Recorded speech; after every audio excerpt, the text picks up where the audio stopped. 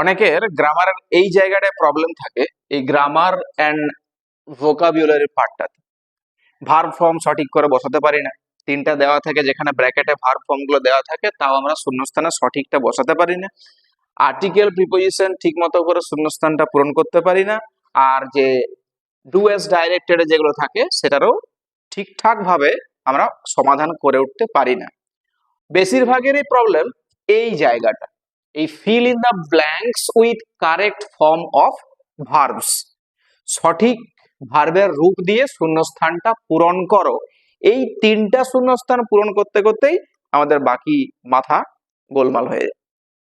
কিন্তু ব্যাপারটা হচ্ছে কিছু ট্রিক্স এখানে ব্যবহার করতে হয়। এ টু জেড আমি যদি সবসময় নিয়ম মেনে চলতে যাই, তাহলে কিন্তু সেই নিয়ম মেনে সব জায়গায় সমাধান করা যায় না। কিছু ছোটখাটো গ্রামাটিক্যাল ট্রিক্স মাথায় রাখতে হয়। যেমন বলি, যদি একটা বাক্য বলি, সেই বাক্যের পরিধি সম্পর্কে একটু জানা দরকার। বাক্যের পরিধি কিরকম?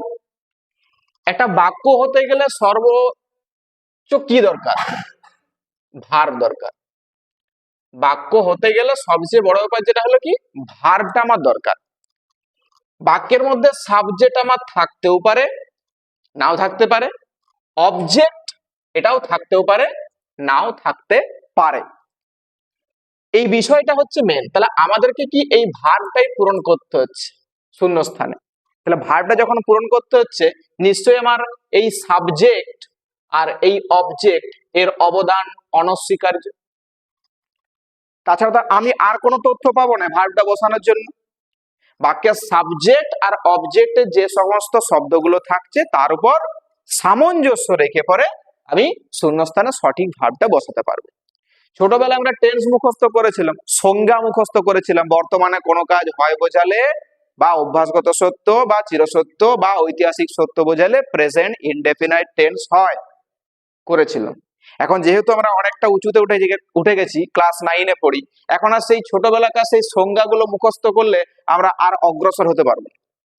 কিছু কিছু জিনিস মনে রাখতে হয়, সেই মনে রেখে পরে বাক্যগুলোকে সমাধান করে এগিয়ে যেতে হয়। তাই বাক্যের টেন্সের ভার্বের ফর্মটা জানা অত্যন্ত জরুরি। প্রত্যেকটা টেন্সের ফর্ম, টেন্স 3 প্রকার। প্রত্যেকটা টেন্সের 4টা করে ভাগ আছে: indefinite, continuous, perfect, perfect continuous. এই প্রত্যেকটা স্ট্রাকচার যদি আমি ভালো করে একটু মনে রাখতে পারি, তাহলে কিন্তু সুবিধা হয় এই শূন্যস্থানটা পূরণ করার জন্য। যেটা বলছিলাম যে এটা বাক্য হতে গেলে এই 3টা পার্ট আমার লাগে: সাবজেক্ট, ভার্ব, অবজেক্ট। এখন এই ভার্ব পার্টটা আমার কাছে নাই, সাবজেক্ট পার্ট আছে আর অবজেক্ট পার্ট আছে। এই সাবজেক্ট পার্টের মধ্যে কে কে থাকে? পার্ট অফ স্পিচের দিক থেকে দেখতে গেলে নাউন থাকে, প্রোনাউন থাকে, আবার কি অ্যাডজেক্টিভও থাকতে পারে, অ্যাডভার্ব থাকতে পারে, আবার প্রিপোজিশন থাকতে পারে, পারে তো? ঠিক এই জিনিসগুলো আবার অবজেক্ট পার্টও কিন্তু থাকতে পারে। ভার্ব পার্ট সাবজেক্টের ক্ষেত্রে ভার্ব পার্ট থাকে না, অবজেক্টের ক্ষেত্রেও কিন্তু ভার্ব পার্ট থাকে না। ভার্বের স্থান মাঝখানটাতেই থাকে, সাবজেক্ট আর অবজেক্টের ঠিক মাঝখানটা।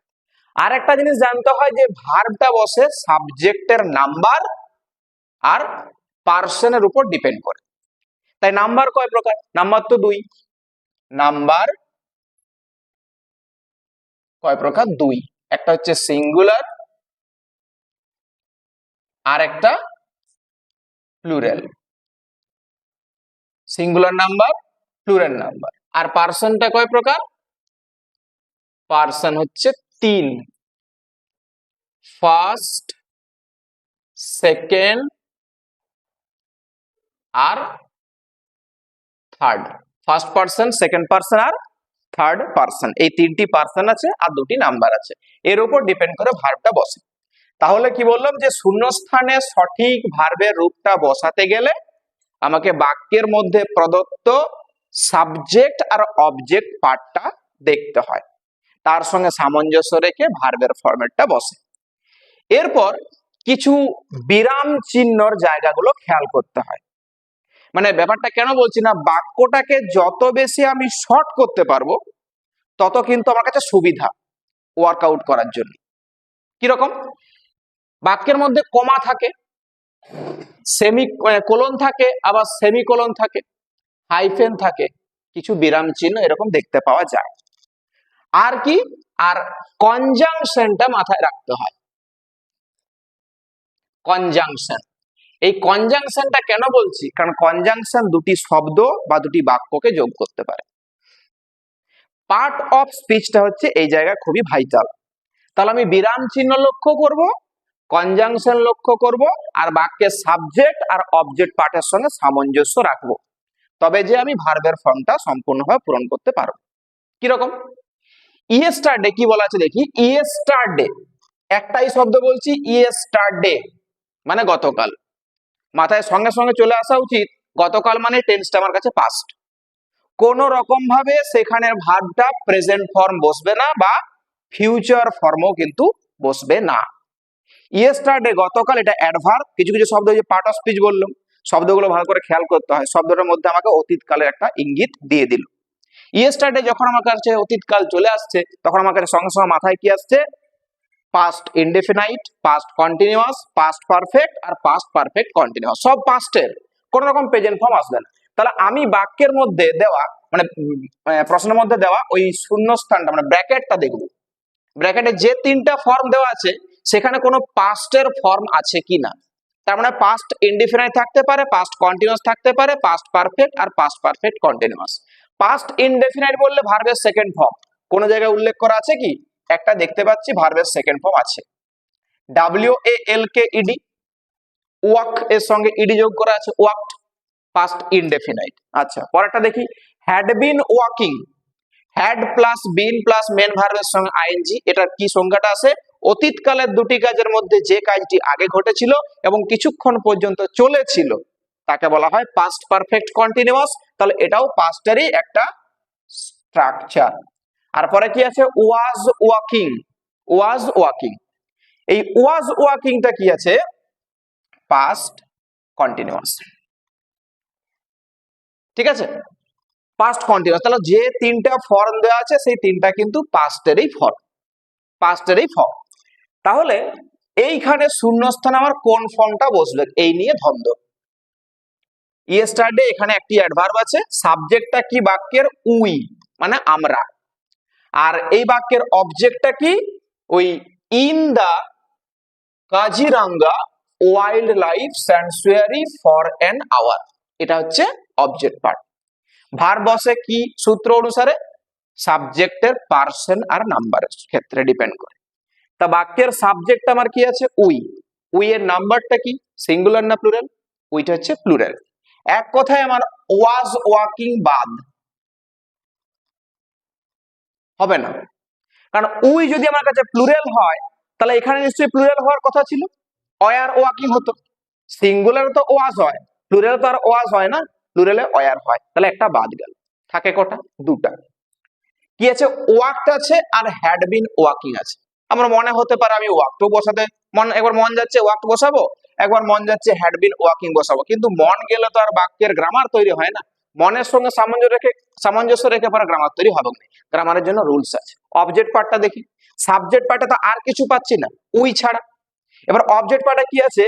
In the Kaziranga wildlife sanctuary. Kaziranga wildlife sanctuary একটা জায়গা, জায়গার আগে ইন বলে একটা প্রিপোজিশন যোগ করা আছে। তারপরে কি বলছে? ফর অ্যান আওয়ার, কাজের ডিউরেশন। কাজের ডিউরেশনটা কি? ফর অ্যান আওয়ার, 1 ঘন্টা ধরে। তাহলে অতীতকালে কোন কাজ মানে দুটি কাজের মধ্যে যে কাজটি আগে ঘটেছিল এবং কিছুক্ষণ পর্যন্ত চলেছিল তাকে আমরা বলবো পাস্ট পারফেক্ট কন্টিনিউয়াস। তাহলে শূন্যস্থানে কোন ফর্মটা বসবে? Had been walking. তাহলে yesterday we had been walking in the Kaziranga wildlife sanctuary for an hour, 1 ঘন্টা ধরে হেঁটেছিলাম। সাডেনলি, হঠাৎ করে, এ বিয়ার, একটা ভালুক, ড্যাশ টু রোড সাইড। ছোট করে বাক্যটা দেওয়া আছে। এই শূন্যস্থানে যেটা বসবে সেটা শূন্য মানে ব্র্যাকেটের মধ্যে কি দেওয়া আছে? কেম আছে, উড কাম আছে, কামস আছে। ওই যে টেন্সটা আমার কাছে পাস্ট চলে গেছে, তাহলে আমি তো আর প্রেজেন্টে ঘুরে আসতে পারছি না, পাস্টেই আমাকে যেতে হবে। তাহলে ব্র্যাকেটের যে ফর্ম গুলো আছে তিনটা, তার মধ্যে দেখে নি কোনটা পাস্ট ফর্ম। এখানে দেখতে পাচ্ছি যে কামস আছে, তাহলে প্রেজেন্ট ফর্মে চলে গেল, তো কামস হবে না, বাদ, পাস্ট ফর্ম হতে হবে। আচ্ছা, উড কাম আছে, মোডাল ভার্ব উইল এর পাস্ট টেন্স হচ্ছে উড, তো উইল এর পাস্ট টেন্স উড আছে, তাহলে এখানে মোডাল ভার্বটা পাস্ট আছে মানে কি আমার টেন্সটা সেই হিসাবে এখানে বসবে। উড কাম মানে কি আসতো, আসতো, এবার আসতো নয় তো এসেছিল, অতীতকাল, কাজটা তো হয়ে গেছিল, কাজটা তো হয়ে গেছিল অতীতকাল, তাহলে কেম ফর্মটা আমার কাছে কাজে লাগছে। তাহলে কি বাক্যটা তৈরি হলো, suddenly a bear came to road side, হঠাৎ করে একটা ভালুক রাস্তার ধারে চলে এসেছিল। তারপর বলছে কি 3 নম্বর সেন্টেন্সটা কি আছে, we dash seeing the bear, seeing the bear, ভালুকটাকে দেখে, উই আমরা, এপাশে কি আছে ফ্রাইটেন আছে, ফ্রাইটেন আছে, আবার ওয়ার ফ্রাইটেড আছে। এই ওয়ার ফ্রাইটেনটা হচ্ছে কি রকম প্যাসিভ স্ট্রাকচার, ভয়েস টেন্সের সময় বলা ছিল যে বি ভার্বের সঠিক ফর্ম আর মেন ভার্বের থার্ড ফর্ম থাকলে সেটাকে প্যাসিভ স্ট্রাকচার বলে। তো বাক্যটাকে দেখে কি আমার কোন রকম ভাবে প্যাসিভ স্ট্রাকচার মনে হচ্ছে, প্যাসিভ স্ট্রাকচার মনে হয়নি, তাহলে এই ফর্মটা আমার কাছে বাদ। এরপর কি আছে, এখানে ফ্রাইটেন আছে, ও তো প্রেজেন্ট ফর্ম হয়ে গেছে, পাঁচটা চলছে, তাহলে প্রেজেন্ট ফর্ম তার ঘুরে আসছে না, তাহলে এটাও আমার কাছে বাদ, ফ্রাইটেন। তাহলে ফ্রাইটেন আমরা ভয় পেয়ে গিয়েছিলাম, তাহলে এই ফ্রাইটেনটা আমার কাছে অ্যাপ্রোপ্রিয়েট। তাহলে উই ফ্রাইটেন্ড সিইং দ্য বিয়ার, হয়েছে, ভালুকটাকে দেখে আমরা ভয় পেয়ে গিয়েছিলাম। নেক্সট পার্ট নাম্বার 2 কি বলেছে যে fill in the blanks with appropriate articles and prepositions. এটাও আরেকটা আমাদের জন্য জটিল পার্ট গ্রামাটিক্যাল ফর্মে, যে আর্টিকেল প্রিপোজিশন ঠিক করে বসাতে পারি না, জানলেও ভুল হয়ে যায়। আর্টিকেলটা সোজা এ এন আর ডি, এই তিনটা আর্টিকেল ওটা ব্যবহার করা যেতেই পারে, কিন্তু প্রিপোজিশনটা আমার কাছে ভুল হয়, যেটা ভাবি সেটা হয় না। আসলে বাক্যের ওই সামঞ্জস্যগুলো আমরা দেখি না, কারণ এই প্রিপোজিশনের যে সংজ্ঞাটা কি, নাউন বা প্রোনাউনের পূর্বে বসে বাক্যের অন্যান্য শব্দের সঙ্গে যে শব্দটা সম্পর্ক তৈরি করে তাকে আমরা বলি কি প্রিপোজিশন। একটা কথা মাথায় রাখতে হচ্ছে যে প্রিপোজিশনটা নাউন বা প্রোনাউনের পূর্বে বসবে, অন্য কোন শব্দের পূর্বে কিন্তু প্রিপোজিশন থাকে না, নাউন বা প্রোনাউনের পূর্বে, এবং সেটা বাক্যের অন্যান্য শব্দের সঙ্গে সামঞ্জস্য তৈরিও করবে, সম্পর্ক তৈরি করবে। ওই সম্পর্ক ঠিকঠাক তৈরি করতে পারে নাই বলেই আমাদের প্রিপোজিশন গুলো গোলমাল হয়ে যায়। কারণ সাধারণ এটা যদি বলা হয়, এটা আমরা যে জায়গায় থাকি সেই জায়গাটা আমাদের কাছে অভ্যস্ত হয়ে যায়, দিনের পর দিন থাকছি, সেখানে বিচরণ করছি, জায়গাটা আমার পরিচিত হয়ে গেল। আজকে আমাকে যদি কোনো একটা জায়গায় নতুন একটা জায়গায় পাঠানো হয়, তো সেই জায়গায় যে পরে আমি তো ঠিকঠাক আচরণ করতে পারবো না, সেখানের ব্যক্তিগুলোর সঙ্গে যতক্ষণ না পর্যন্ত সামঞ্জস্য গড়ে উঠছে ততক্ষণ পর্যন্ত তাদের সঙ্গে আমি ওই ঠিক হাব ভাবটা গড়ে তুলতে পারবো না।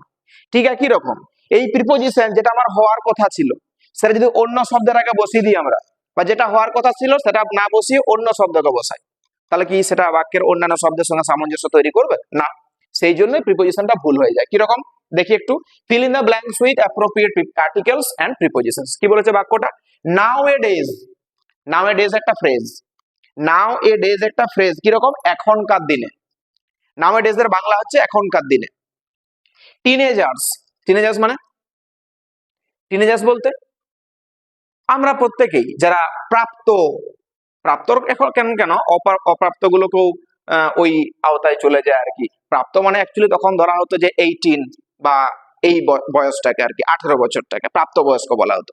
এখন 13 থেকে শুরু, 13, 14, 15, 16, 17, 18, 19 এই সমস্ত যে এজের ছেলেদেরকে বলা হয়, ছেলে মেয়েদেরকে বলা হচ্ছে কি টিনেজার্স। তাহলে কি বলছে, টিনেজার্স আর অ্যাডিক্টেড, তরুণ বলতে, হ্যাঁ তরুণ বলা যায়, তরুণ তরুণী এটা হয়। অ্যাডিক্টেড মানে আসক্ত, অ্যাডিক্ট হচ্ছে নেশাগ্রস্ত হয়ে যায়, হয়েছে। কি বলছে, এখনকার দিনে টিনেজার্স বা তরুণ তরুণীরা আর অ্যাডিক্টেড, আসক্ত কিসের প্রতি, স্মার্টফোনস, স্মার্টফোনস, বাংলা একটা শব্দ এলো না যে প্রতি, এই প্রতিকে বলা হয়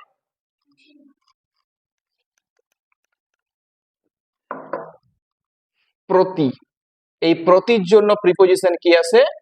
টি ও, টু। এখানে বসাতে আর কোনো দ্বিধাবোধ থাকবে কি?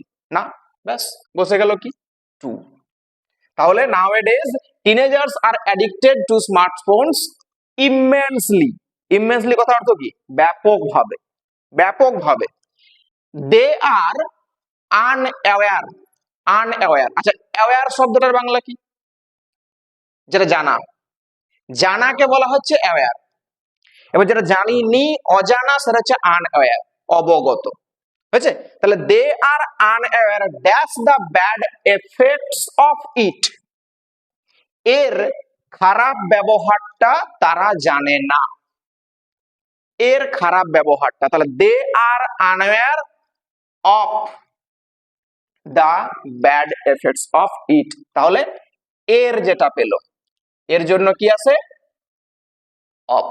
টু হচ্ছে প্রতি, অফ হচ্ছে এর। তারপরে রয়েছে কি, যে dash parents should not buy them this harmful mechanical device. The parents, বাবা মায়েদের, শুড নট বাই, কিনে দেওয়া উচিত নয়, দেম, তাদেরকে, সেই তরুণ তরুণীদেরকে কিনে দেওয়া উচিত নয়, দিস, এই হার্মফুল মেকানিক্যাল ডিভাইস। এই হার্মফুল মেকানিক্যাল ডিভাইস কোনটা? ওই স্মার্টফোন গুলো, ক্ষতিকারক যান্ত্রিক যে বস্তুটা, ডিভাইসটা, এটাকে বলছি স্মার্টফোন। তাহলে প্যারেন্টসদের উচিত নয়, নির্দিষ্ট করে কাদেরকে বলা হচ্ছে? প্যারেন্টসদেরকে।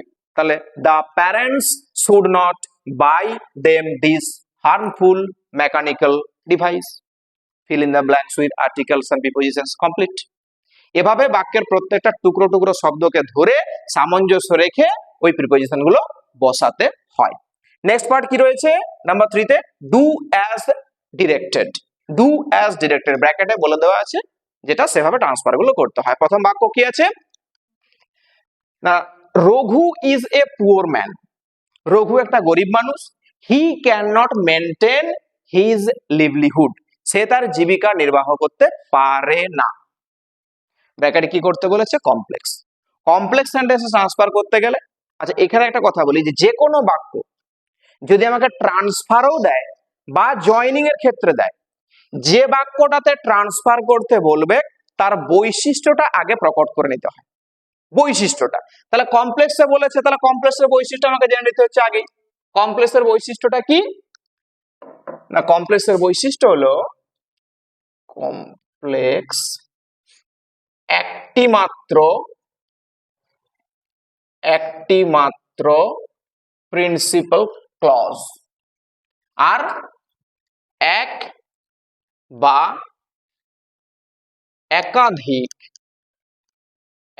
একাধিক সাবঅর্ডিনেট ক্লজ। ঠিক আছে, একটা প্রিন্সিপাল ক্লজ মাস্ট লাগবে, আর একটা বা একের বেশি সাবঅর্ডিনেট ক্লজ লাগে। এবারে জয়নিং এর পার্টে এটা দেওয়া আছে। এখন দুটো বাক্য দেখতে পাচ্ছি, দুটো বাক্যই আমার সিম্পল, এখানে কোনো কমপ্লেক্সের ব্যাপার নেই। তাহলে কি রয়েছে? প্রথম বাক্য, Raghu is a poor man, Raghu একটা গরিব মানুষ। He can not maintain his livelihood, সেটা জীবিকা নির্বাহ করতে পারে না। প্রত্যেকটা বাক্যতে একটা করে ভার্ব আছে।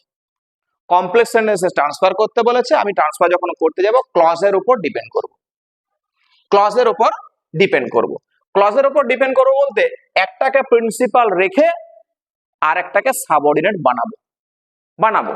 তাহলে সাবঅর্ডিনেট বানাতে গেলে তিনটা ক্লজ আমাকে দেখতে হবে। সাবঅর্ডিনেটের মধ্যে একটা আছে নাউন, আর একটা আছে অ্যাডজেক্টিভ, আর একটা আছে অ্যাডভার্ব, এই তিনটা। তাহলে কোনটাতে করব?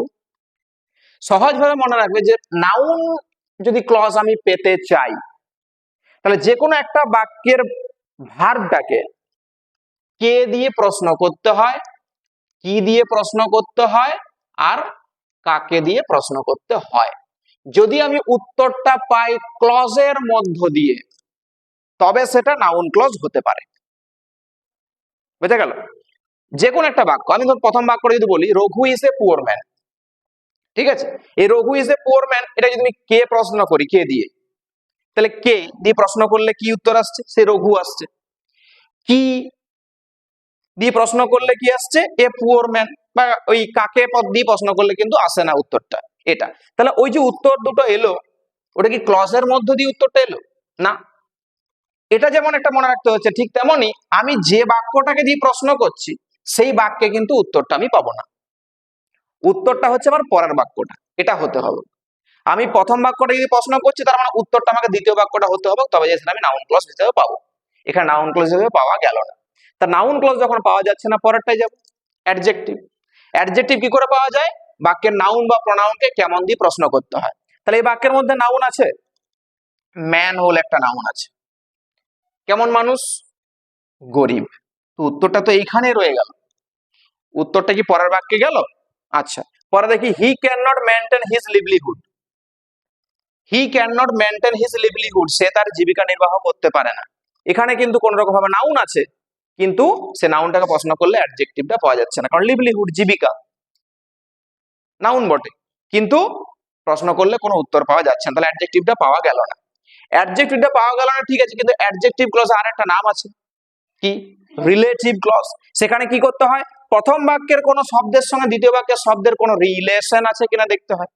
প্রথম বাক্যের শব্দ বলতে সাবজেক্টের সঙ্গে সাবজেক্টের রিলেশন থাকতে পারে, সাবজেক্টের সঙ্গে অবজেক্টের রিলেশন থাকতে পারে, অবজেক্টের সঙ্গে সাবজেক্টের রিলেশন থাকতে পারে, বা অবজেক্টের সঙ্গে অবজেক্টের রিলেশনও কিন্তু থাকতে পারে। একবার রিলেশনটা দেখে নি, যে বাক্যে, এই বাক্যে যে প্রথমে রয়েছে নাউনটা রঘু আছে, তো ওই বাক্যের সাবজেক্টটা কি আছে, হি আছে, তো যে রঘু সেটাই তো হি, রিলেশনটা পাওয়া গেল। তো তাহলে ব্যক্তির সঙ্গে যদি রিলেশনটা বোঝায় তাহলে হু বলে একটা শব্দকে নিয়ে আসতে হয় অ্যাডজেক্টিভ ক্লজে বা রিলেটিভ ক্লজে।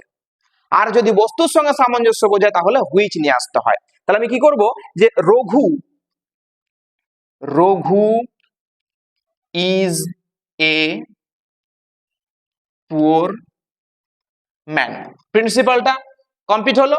এরপর এই হি শব্দটার পরিবর্তে আমি হুটা নিয়ে আসবো, who can not maintain his livelihood।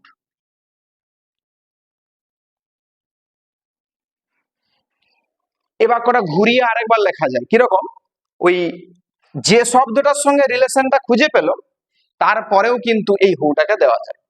তাহলে Raghu, who can sorry who is a poor man can not maintain his livelihood, এভাবেও করা যায়। ঠিক আছে, next number 2, this is the hottest day of the year. এটা হলো বছরের সবচেয়ে উত্তপ্ত একটা দিন। ট্রান্সফার করতে বলেছে পজিটিভে, তাহলে যখন যে ডিগ্রিতে ট্রান্সফার করতে বলবে তখন আমাকে দেখতে হবে যে বিপরীত আর কোন দুটো ডিগ্রি আছে, বা বাক্যটা কোন ডিগ্রিতে দেওয়া আছে। একটা সূত্র আছে ডিগ্রি চেনার, ভার্ব আর তারপরে যদি দ দেখা যায়, ভার্বের পরে যদি আর্টিকেল দেওয়া থাকে তাকে বলা হয় সুপারলেটিভ ডিগ্রি। সেই সুপারলেটিভ ডিগ্রি থেকে আমি যদি পজিটিভ ডিগ্রিতে ট্রান্সফার করতে যাই তাহলে আমার কি করতে হয়, বাক্যের শুরুতে নো আদার লিখতে হয়। ঠিক আছে, নো আদার লেখার পরে সুপারলেটিভের পরের অংশকে দিতে হয়। সুপারলেটিভ বলতে হটেস্ট, এটা সুপারলেটিভ ডিগ্রিটা আছে ফর্মটা, তারপরের অংশ কি হয়েছে, day of the year. Clear হলো। এরপর ভার্ব দেব, বাক্যের মধ্যে কোন ভার্বটা ছিল, ইজ, আর ভার্বটা বসে কার অনুপাতে, সাবজেক্টের নাম্বারের পার্সনের উপর ডিপেন্ড করে বসে। তো এই বাক্যের সাবজেক্টটা কি, ওই যে নো আদার এর পরের শব্দটা দেখো, ডে। ডেটা সিঙ্গুলার না প্লুরাল, সিঙ্গুলার, তাহলে ভার্বটা সিঙ্গুলারে বসবে, তার মানে ইজ বসে গেল, ইজ। এরপর বলেছে কি, ইজ এর পরে সো বসাতে হয়, সো। এই সোটা বসানোর পর পজিটিভ রূপ দিতে হয়। আমি যদি ইএসটিটা বাদ দিই তাহলে মূল অ্যাডজেক্টিভটা পেয়ে যাব, পজিটিভ রূপটা পেয়ে যাব, হট পাবো, এইচওটি। প্রশ্ন হতে পারে স্যার এখানে ডবল টি ছিল, আমি একটা টি দিয়েছি, কেন ডবল টি হয়েছিল কেন না, এটা কোড আছে।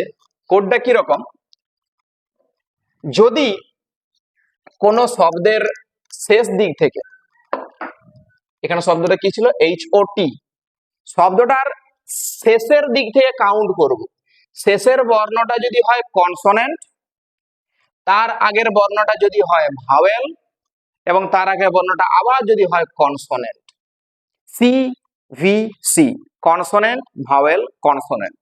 তবে সেই শব্দটার সঙ্গে কিছু যোগ করতে গেলে লাস্টের বর্ণটা দ্বিগুণ হয়ে যায়। আমি এখানে হটের সঙ্গে ইএসটি যোগ করব, তাই তো লেখার সময় HOTTEST একটা বর্ণ বেড়ে যায়।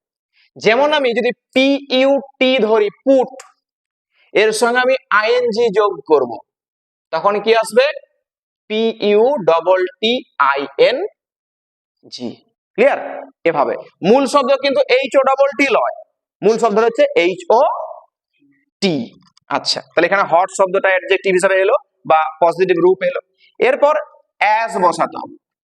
অ্যাজটা বসানোর পরে বাক্যের প্রথম সাবজেক্ট অ্যাজ, এরপর কি দেবো দিস, THIS। এখানে বাক্যের শ্রুতিমধুর করার জন্য দিসের পরে আমি ডে বলে একটা শব্দ আনতেও পারি, বা না আনলেও হয়। তাহলে উত্তরটা কি দাঁড়ালো যে no other day of the year is so hot as this. Complete. Next, last, number 3. Shubham said to his father. Shubham তার বাবাকে বলেছিল, when did you give me this pen? When did you give me this pen? তুমি আমাকে এই কলমটা কখন দিয়েছিলে? Narration change করতে বলেছে। তো ন্যারেশন চেঞ্জ করতে গেলে সবার আগে বাক্য দেখতে হয়। রিপোর্টেড স্পিচ অর্থাৎ ডাবল ইনভার্টেড কমার মধ্যে যে কথাটা লেখা থাকবে সেই সেন্টেন্সটা আমাকে দেখতে হয়। এখানে দেখে বোঝা যাচ্ছে যে জিজ্ঞাসা চিহ্ন আছে, মানে বাক্যটা আমার ইন্টারোগেটিভ সেন্টেন্স। তাহলে ইন্টারোগেটিভ সেন্টেন্সে ন্যারেশন চেঞ্জ করতে গেলে প্রথমত আমাকে রিপোর্টিং ভার্বটাকে বদলাতে হবে। সেড টুটা কি করতে হয়? সেড টু করতে হয় আস্ক। তাহলে কি লিখবো? Shubham ASKED asked his father। শুধু রিপোর্টিং ভার্বটা চেঞ্জ করব, বাকি কিছু নাই, ফাদার। এরপর লিঙ্কার পার্ট আছে। তো লিঙ্কার পার্টটা বসাতে গেলে দেখতে হয় আমাকে WH কোশ্চেন নাকি ইয়েস নো কোশ্চেন। এখানে দেখতে পাচ্ছি WH কোশ্চেন, তো হোয়েনটাই লিঙ্কার হিসেবে রয়ে যাবে, WHEN, ওই WH ওয়ার্ডটাই রয়ে গেল লিঙ্কার হিসাবে। এরপরে একটু মডিফাই করতে হয় বাক্যটা, আগে সাবজেক্ট লিখতে হয় প্রোনাউনটা পরিবর্তন করে। তাহলে বলেছে দেখ যে Shubham said to his father, Shubham তার বাবাকে বলেছিল যে তুমি আমাকে কলমটা কখন দিয়েছিলে। তুমিটা কে? শুভমের বাবা। তাহলে প্রোনাউনটা আমরা চেঞ্জ করব, এই ইউটা আগে চলে আসছে, যেহেতু ইউটা আমার সাবজেক্ট, ইউটা হচ্ছে হিজ ফাদার, হিজ ফাদার। এই হিজ ফাদার তো লেখা যাবে না, হিজ ফাদার লেখা যাবে না, কারণ এখানে হিজ ফাদার বলে লিখেছি।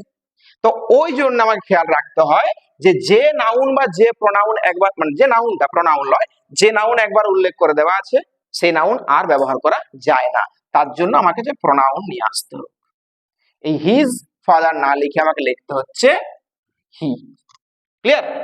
এরপর ভার্বটাকে বসাবো। ভার্বটাকে বসাতে গেলে প্রথমে অক্সিলিয়ারি ভার্বটা দেখতে হয়। অক্সিলিয়ারি যদি পাস্ট থাকে তাহলে সেই হিসাবে দেখতে হয় যে অক্সিলিয়ারি ভার্বের জায়গায় বসে কে আছে।